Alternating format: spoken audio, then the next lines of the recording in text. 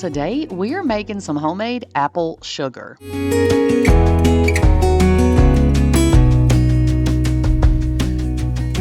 Okay, so we made a video a week or so ago where I showed y'all how to make apple butter in the crock pot.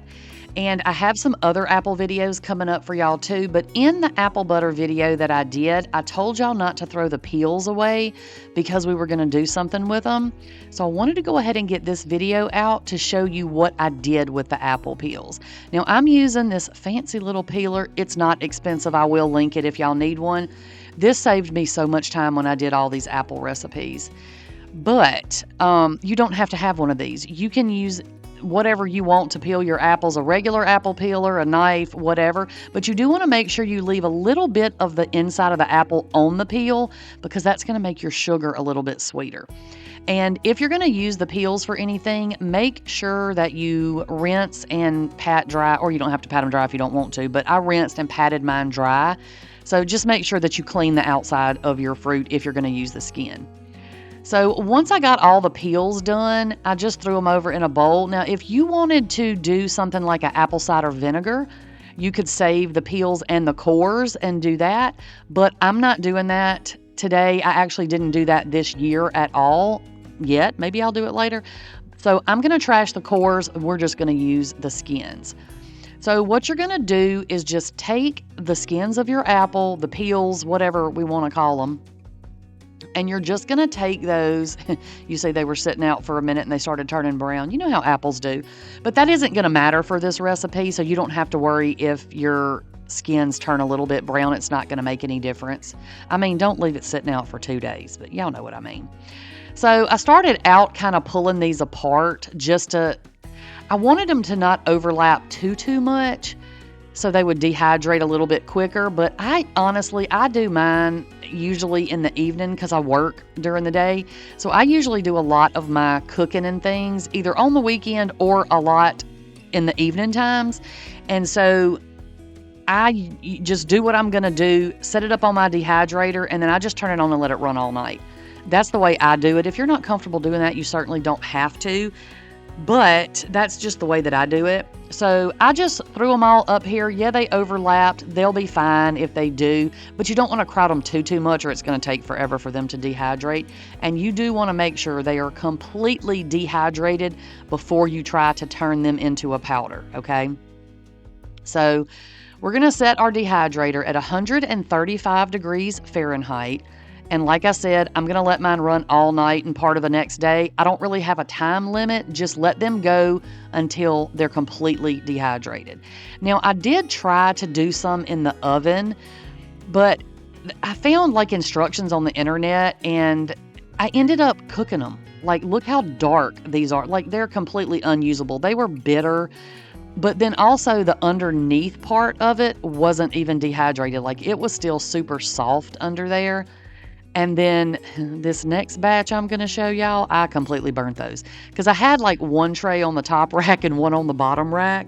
So it can be done according to the internet in the oven, but I didn't keep a close enough eye on it, and these were all unusable. So I stuck with my dehydrator, but I just wanted to let y'all know that it is possible because a lot of times y'all will ask me. So once your apple peels are completely dehydrated, and you want to make sure they snap. If they bend at all, they're not done. But I will tell you, sometimes when you're dehydrating stuff, if you like open up your dehydrator and pull a piece out and it's warm, it will sometimes still bend a little bit when it's warm. So to really test it, take a little piece out, let it cool down completely, and then try to snap it. If it snaps when it's cooled down, you're good to go. If it's still bendy at all, then it needs to go a little bit longer. So I always do this when I dehydrate. If y'all have been watching me for a while, you know this. I take a piece of parchment paper, put it on a cookie sheet, and then when my stuff is done dehydrating, I just dump it all onto the cookie sheet, and let me show y'all what it should do. See how it just snaps? It's not bending, it just snaps. That's what it should do. If it's bendy, it's not done. But I put mine on a cookie sheet and then I spread it out, and I was just showing y'all that even this big piece is done. So spread it out and just let it cool down completely, because you also don't want to start trying to turn this into powder when it's warm, because if it's warm, it's going to create moisture, and that's going to be something you don't want. So I just let them hang out on the counter. It doesn't take long, maybe 30 minutes or so, because my house is cold anyway. So now, once they're all cooled down, we are going to blend these into sugar.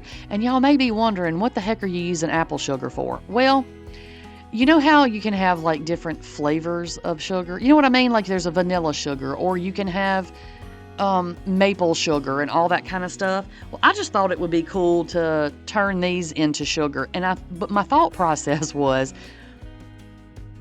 we made some homemade instant oatmeal a good while, maybe even a year ago now, on the channel.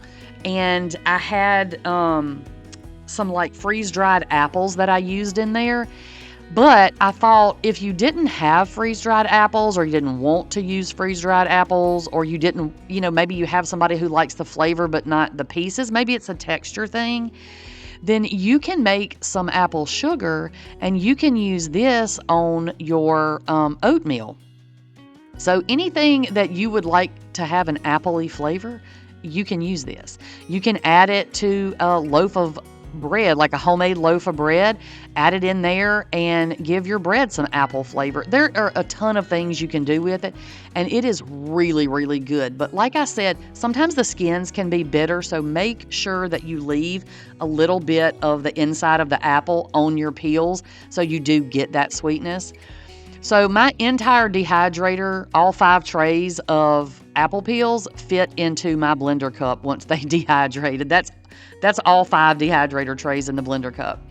So I am just going to blend this up until it is completely blended down. Now this is a Ninja smoothie maker.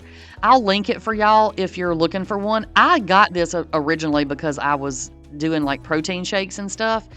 But it is really good for stuff like this because it's a high-speed blender, right? So it works really, really well if you're powdering stuff. So anyway, once it's completely powdered, I always put mine through, a sifter. I'm trying to think of what it was called. Like a fine metal strainer. Well, I cannot talk. Words are very hard today, y'all. But, so I put mine through that just to make sure there aren't any clumps or big pieces left in there, because even with a good high-speed blender, sometimes you'll still get little pieces that are left behind, and I don't want that in my jar. So I am putting this into a little 4-ounce jar, and I just got those at Walmart, y'all, just a little pack of 4-ounce jars.